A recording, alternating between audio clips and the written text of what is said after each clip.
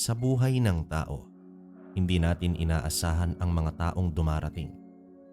Maaring kaibigan o kaaway.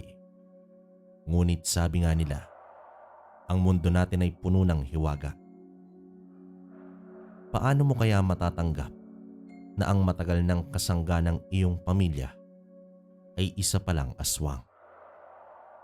Mapagpalang araw sa iyo, kabaryo. Nais kong ibahagi ang aking karanasan na kahit sa panaginip ay hindi ko akalaing mangyayari. Tawagin niyo na lamang ako sa pangalang VJ.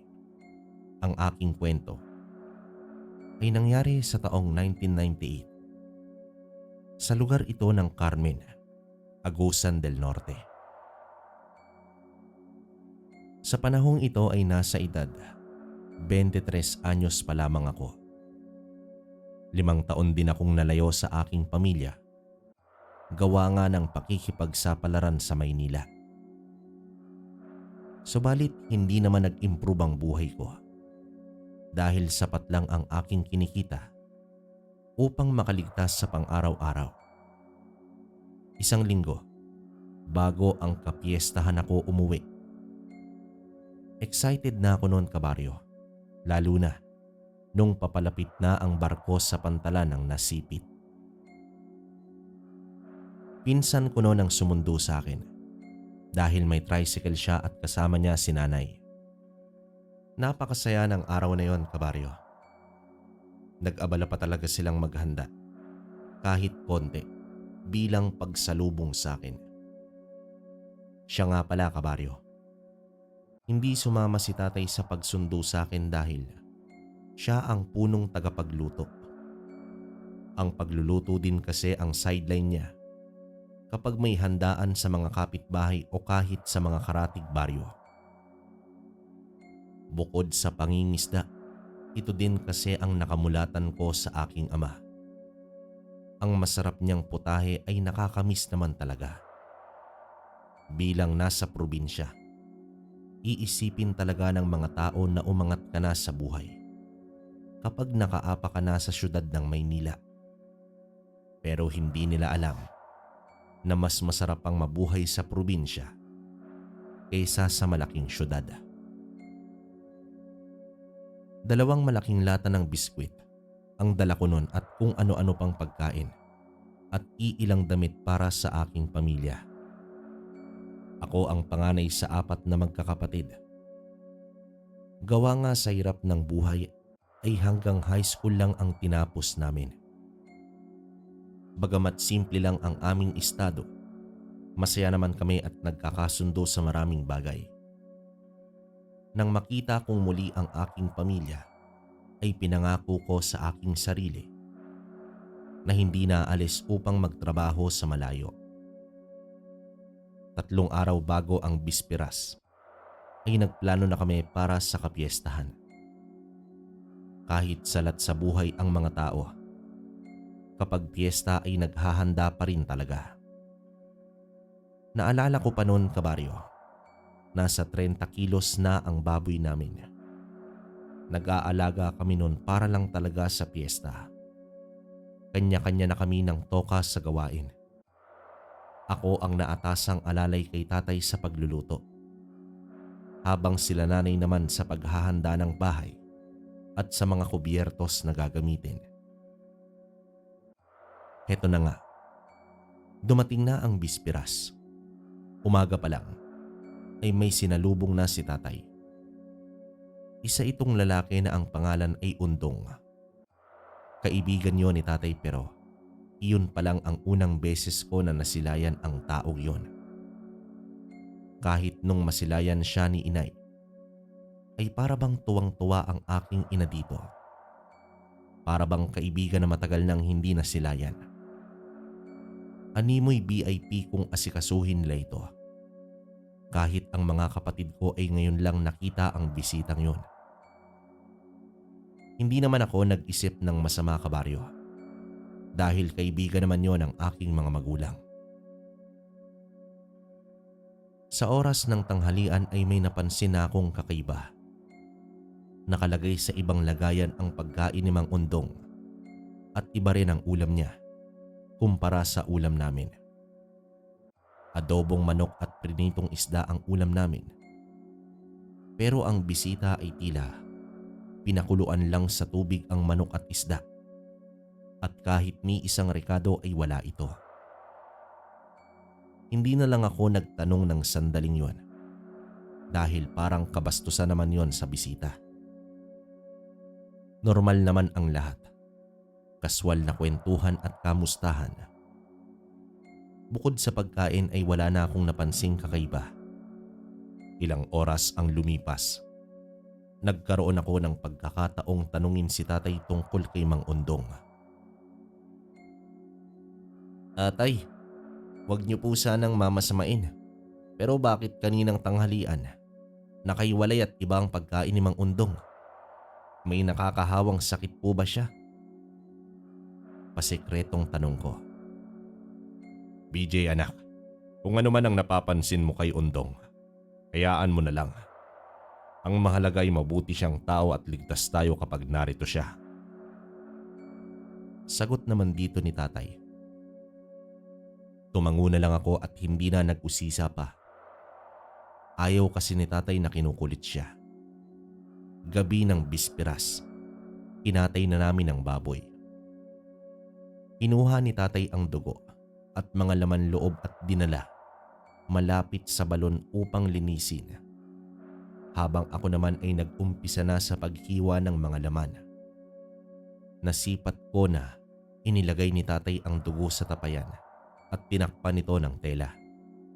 Ganon din ang mga laman loob. Matapos nito ay inabisuhan niya ako na huwag galawin ang mga yon. Inilagay lamang niya ang mga tapayan sa lupa. Sa ilalim ito ng aming kusina.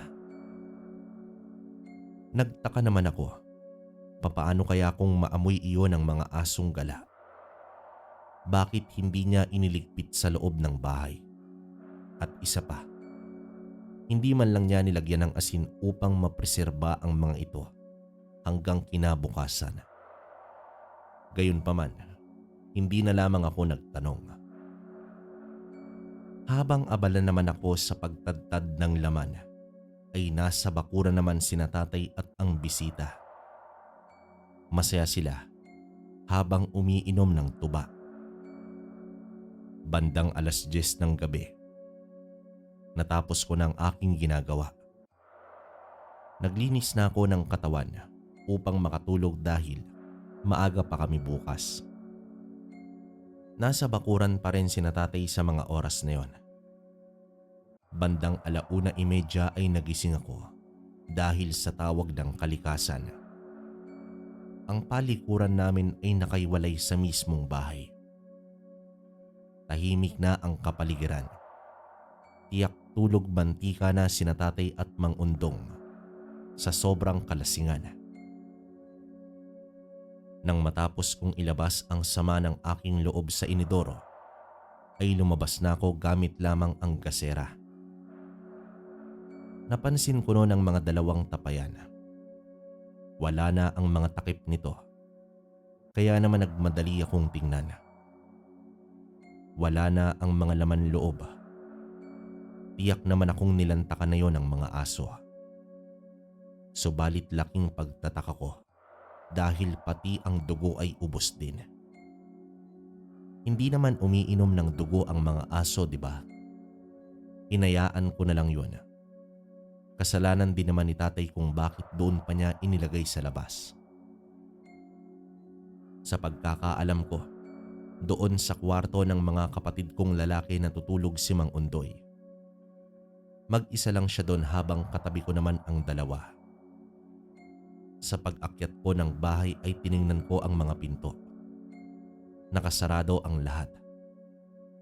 Hindi na rin ako dinalaw ng antok. Kaya nagpasya na lamang akong tumambay sa balkonahe habang umiinom ng kape. Dahil na rin siguro sa lamig ng panahon at pagkakasandal ko sa upuan ay nakaidlip na ako.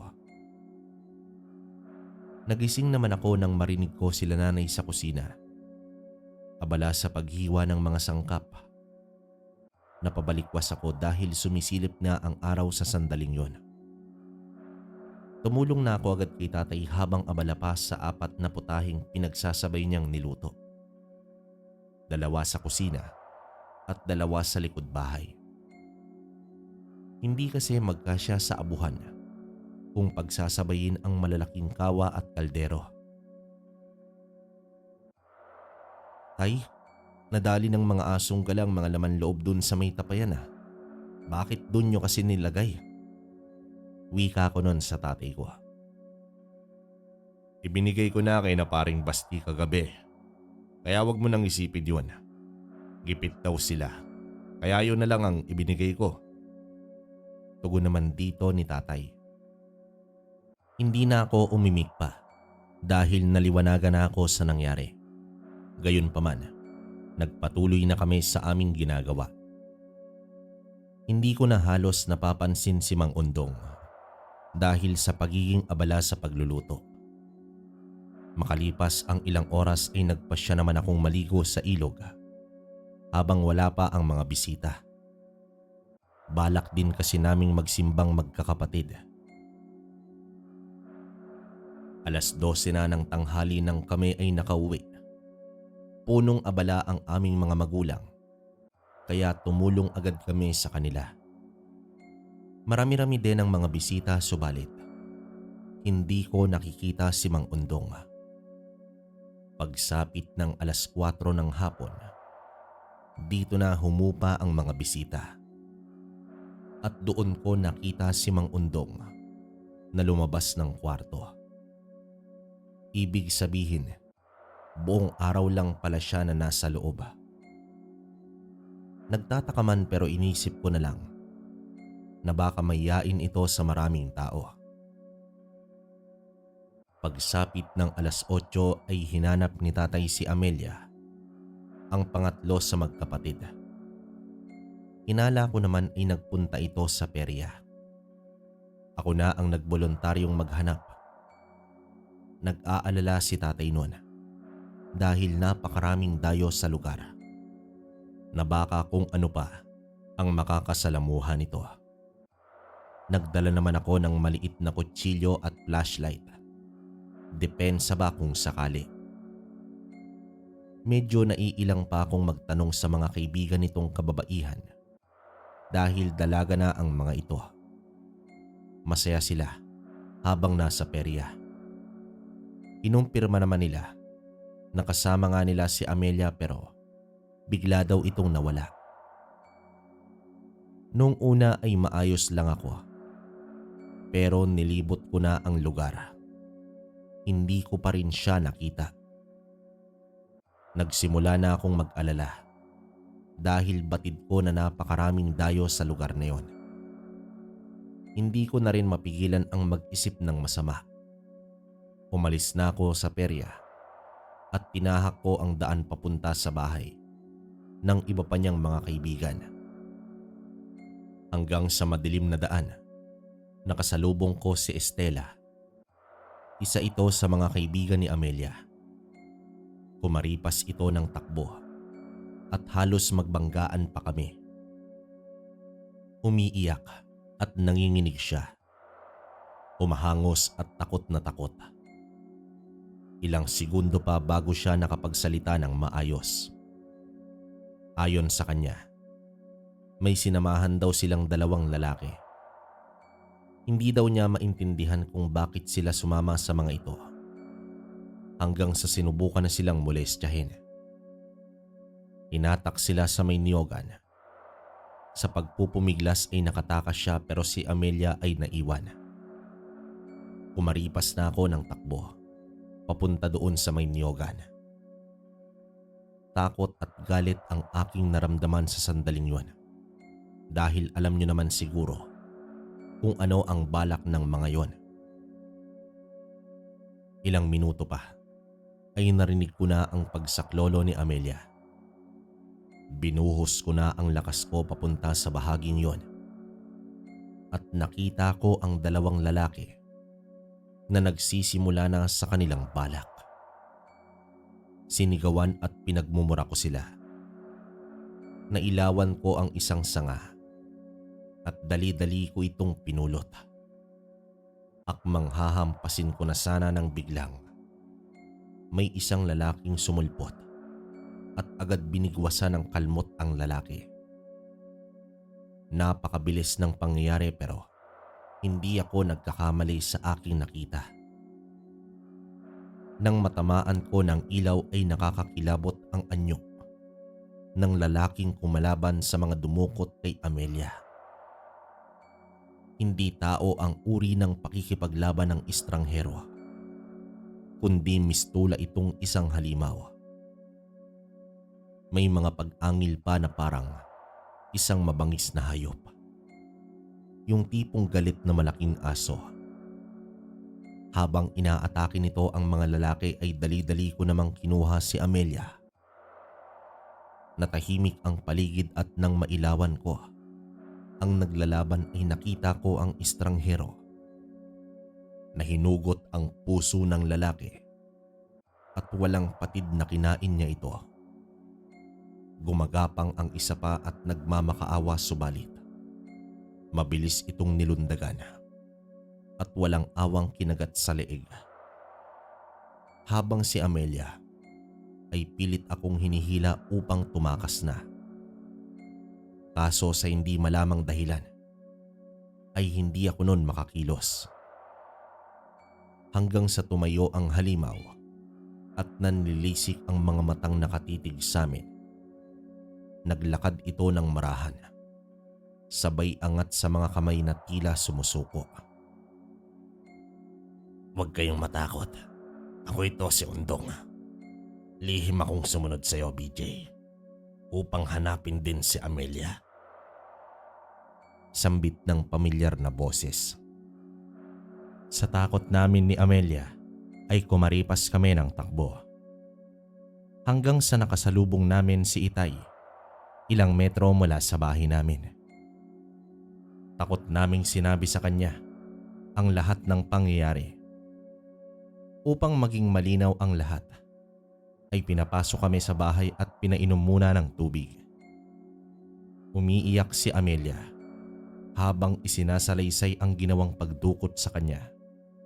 At kasunod nito ay nagsalita naman ako tungkol sa halimaw na tumulong sa amin. Sa katunayan niyan, kabaryo, hindi ako naniniwala na iyon si Mang Undong.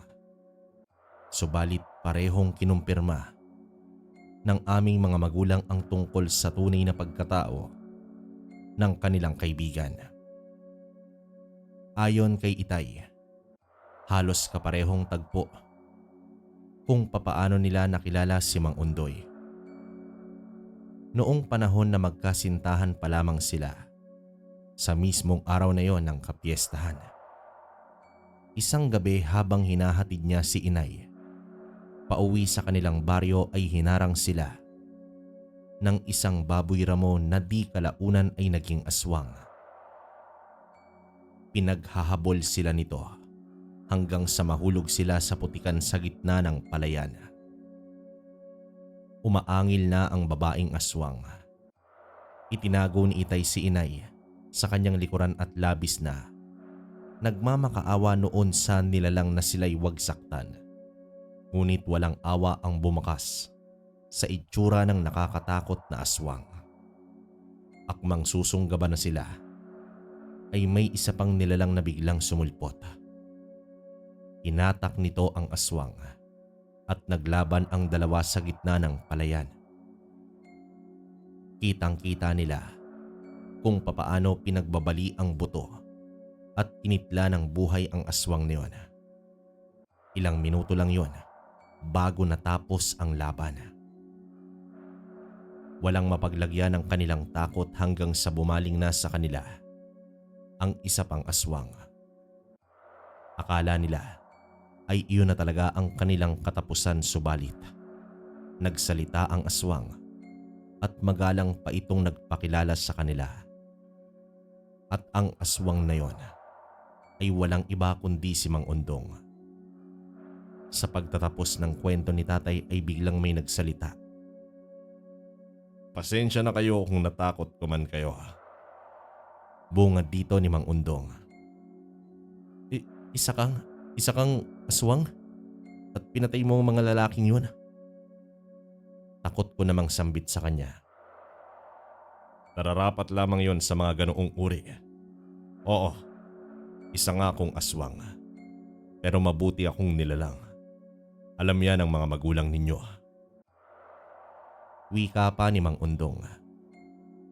Sa gabing iyon ay pinagpahinga na lamang kami, pero hindi pa rin nawala ang matinding kilabot na aking nadarama. Lalo na't sa loob mismo ng aming pamamahay ay may kampo ng demonyo. Habang nagmumuni-muni ako, ay doon ko napagtanto kung bakit hiwalay ang pagkain ni Mang Undong sa amin.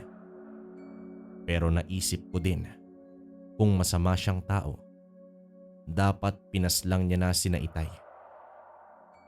Base kasi nun sa mga naririnig kong kwento noon pa, mortal na kalaban ng mga tao ang mga aswang at wala silang kasing sama.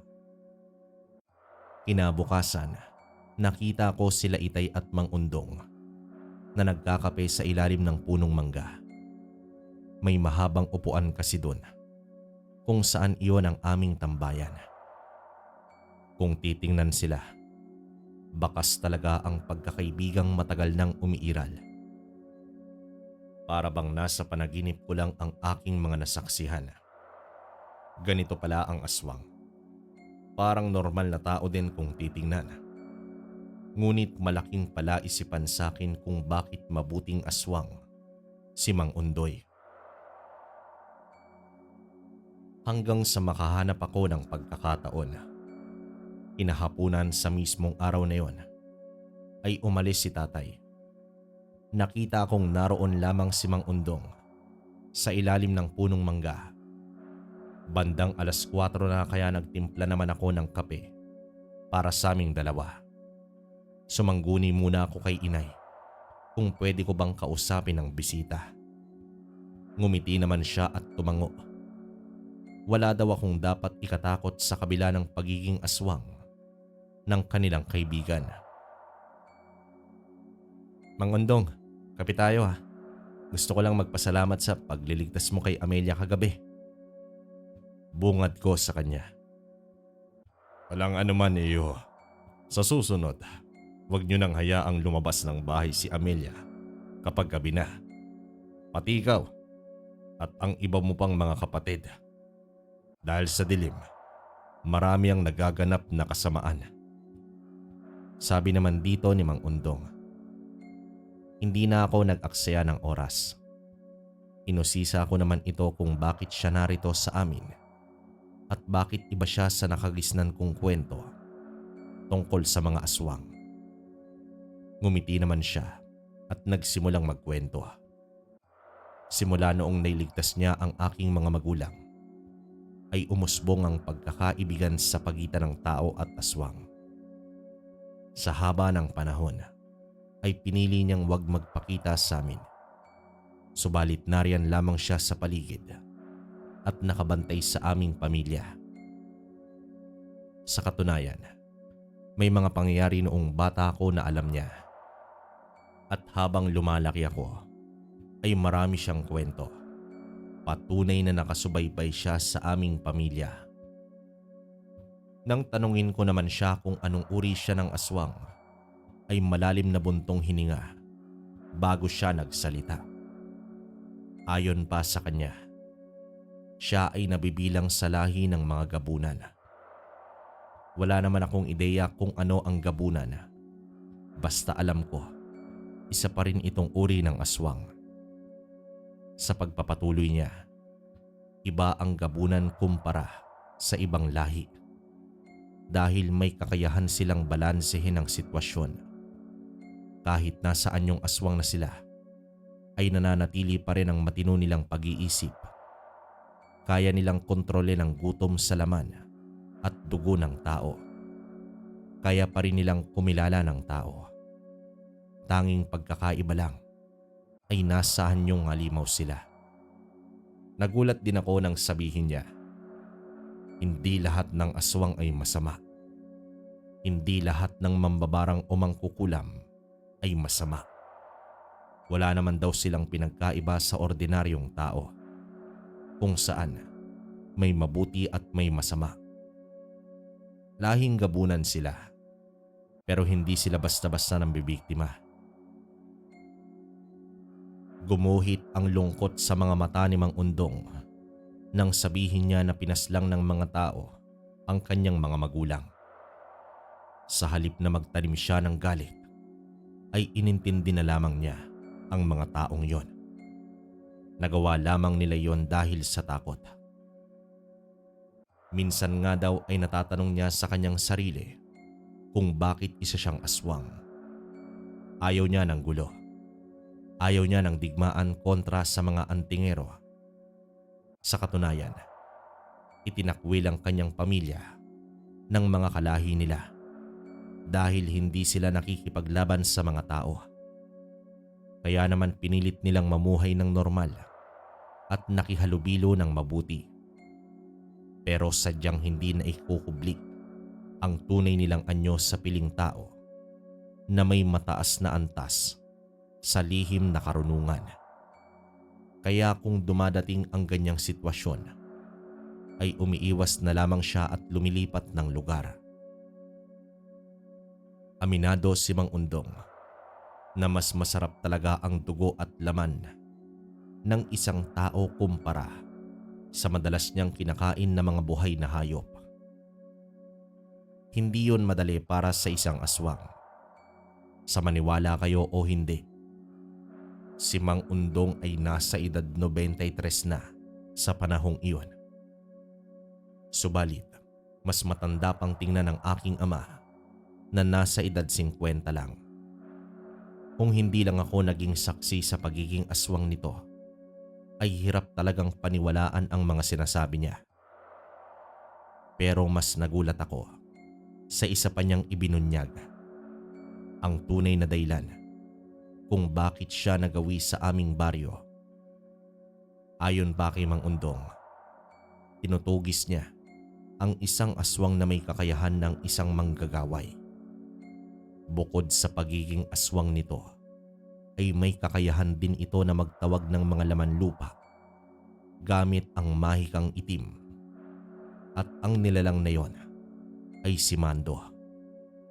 Itinuturing siya na malaking tinik sa buhay ni Mando, kaya wala itong ginawa kundi ang takasan siya. Hanggang sa napadpad na nga ang aswang na yon sa aming baryo. Ibig sabihin lang nun, may mas delikado at nakakatakot pa palang nilalang ang nakaatang sa buhay ng mga taga-baryo. Wala mang nakakaalam, pero kaisa si Mang Undong sa mga antingero na tumutugis ng mga masasamang aswang. Mas pinili na lamang niya na ilihim ang kanyang ginagawa at hindi lumantad sa mga antingero upang maiwasan ang sigalot. Alam niya na sa 10 antingero, tiyak na may isa dyan ang hindi siya paniniwalaan at maaaring pagsimulan pa ito ng gulo. Sa wakas ay naliwanagan na rin ako matapos ang pag-uusap na yon. Pero nagbabala si Mang Undong. Isang malaking tuso si Mando at sa kapangyarihan nito ay kayang-kaya nitong manipulahin ang isang tao upang gawing biktima. Pagsapit ng gabi, nagpaalam si Mang Undong. Hindi ko na inusisa si Itay kung saan pupunta ang kaibigan niya. Pero bakas sa mukha nito ang pag-aalala. Itay, ano po bang gabunan? Nagkausap kasi kami kanina ni Mang Undong eh. Tanong ko dito. Panahon na siguro upang magkaroon ka ng kamalayan sa mga bagay na ito, anak. Ang gabunan ay isa sa pinakamalakas na aswang. Kadalasan ay namumuno ito ng isang hukbo. Pero iba ang kaso ni Undong. Tugon dito ng tatay ko. Hindi daw niya alam kung saan at ano ang gagawin ni Undong sa pag-alis nito. Pero hindi niya maiwasan ang malungkot dahil nag-iisa lamang ito. Sa tagal ng pagkakaibigan nila, hindi niya na matandaan kung ilang beses nakikipaglaban si Mang Undong kontra sa mga aswang. Natatakot siya na baka hindi na muli itong magpakita pa sa kanya. 3 araw nang hindi bumabalik si Mang Undong. Hindi man pinapahalata, pero batid ko ang pag-aalala ni nanay at tatay sa kanya. Hanggang sa ika-4 na gabi, nagtaka ako dahil maganda naman ang panahon. Pero sa hindi maipaliwanag na dahilan, ay biglang umulan at humangin ng malakas. Animoy nagkaroon ng unos sa aming baryo. Naganap na ang labanan. Diyos ko, ikaw ang may likha ng lahat ng nabubuhay sa mundo. Gabayan mo sana ang aking kaibigan sa laban na ito. Nasa kadiliman man ang taglay niya, subalit higit sa lahat, ikaw ang nakakakita sa nilalaman ng kanyang puso. Biglang dasal dito ni tatay. Sa katunayan nun, kabaryo, nawirduhan pa ako sa dasal na yon. Kampo ng kadiliman, ipagdadasal. Pero sa maikling oras na nakausap ko si Mang Undong, ramdam ko ang kanyang kabaitan. Makalipas ang ilang oras ay tumila na ang ulan. Bumigat na rin ang mga mata ko hanggang sa may kumalabog sa labas ng pinto. Narinig ko ang pagtawag ni Mang Undong kay tatay. Halos magkasabay kami ni tatay lumabas ng kwarto at doon sa labas ay natagpuan namin si Mang Undoy na nakahandusay at naliligo na sa kanyang dugo. Dali-dali namin siyang inalalayan papasok ng bahay. Si nanay naman ay mabilis kumuha ng mga halamang gamot. Subalit ngumiti lang si Mang Undong. Pahinga lang daw ang kailangan niya at hindi gamot. Ayon pa sa kanya, winakasan niya na ang kabaliwan ni Mando. Kinabukasan, nauna pang magising sa akin si Mang Undong at namangha naman ako sa kanyang itsura. Para bang hindi yon sumabak sa matinding labanan. Ikinatuwa ko yon at bahagyang iniangat niya ang damit. Doon ko nakita ang napakaraming peklat. Napapalunok na lamang ako dahil bakas ang hindi birong mga sugat na tinamo niya sa lahat ng labanan. Gawa nga sa pagtatapos ng kanyang misyon, ay nagpaalam na si Mang Undong sa amin. Habang siya ay lumalayo, doon ko napagtanto kung ano ang nararamdaman ng mga magulang ko sa kanya. Ang pagkakaroon ng isang kaibigan na maaasahan sa oras ng pangangailangan at siyang dahilan kung bakit nanatili kaming buo. Makalipas ang 1 taon, kabaryo, nalalapit na ang araw ng kapiestahan. Umabot na sa gabi ng bispiras. Pero walang Mang Undoy na bumisita. Hindi rin nagbanggit si tatay tungkol sa kanya. Inisip ko na lang, wala nang dahilan pa si Mang Undong upang magpakita. Nagkatay naman kami ni tatay ng baboy. Hanggang sa nagwika siyang ilagay ko ang dugo at laman loob sa tapayan. Buong akala ko ay ibibigay niya na naman ito kay Mang Baste. Subalit iba ang sinabi ng aking ama. Anak, mamayang madaling araw, gusto ko na ikaw ang magbigay ng mga yan sa ating bisita. Nakangiting wika ni tatay noon. At ang taong iyon pala ay walang iba kundi si Mang Undong, ang bisitang aswang ng aking tatay. Wakas. Okay, so tapos na mga kabaryo pa. Bale, napakaganda ng story natin ngayon. No? Medyo may plot twist sa dulo. Pero naagulat lang no, na nasa hanay pala ng gabunan tong si Mang Undong or Undoy. Minsan na hindi ko na gets kung ano yung pinaka-name niya pero Undong yung sinabi kasi. So yun, para sa akin napakaganda, hindi masyadong bakbakan pero kapupulutan mo ng aral, di ba? Ang ganda ng mga sinabi ni Undong sa kanang tatay niya. So, kayo mga kabaryo, kung may komento kayo, ilapag nyo na lang sa baba. Sa kayon nga pala, dito na tayo mag-upload ng mga videos at story natin. Kabaryo Horror True Stories. Sa mga naghahanap din sa akin, kabaryo, pwede nyo rin puntaan ang TikTok shop natin, Kabaryo Shop 888. Makikita nyo ako ron. Sa mga gusto rin ng gamit, nandun lang yun. So paano mga kabaryo, hanggang dito na lang. Muli, maraming salamat sa inyo.